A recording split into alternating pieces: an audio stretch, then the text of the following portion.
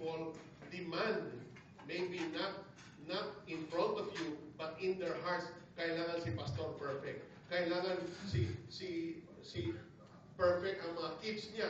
That's why it's difficult to be a pastor's kid.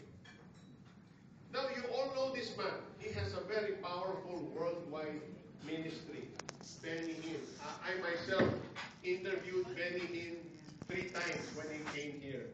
In 2010, his wife, Susan, served him divorce papers. Bakit kaya?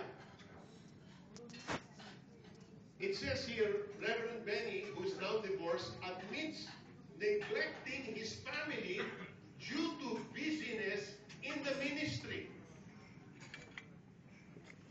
Pastor,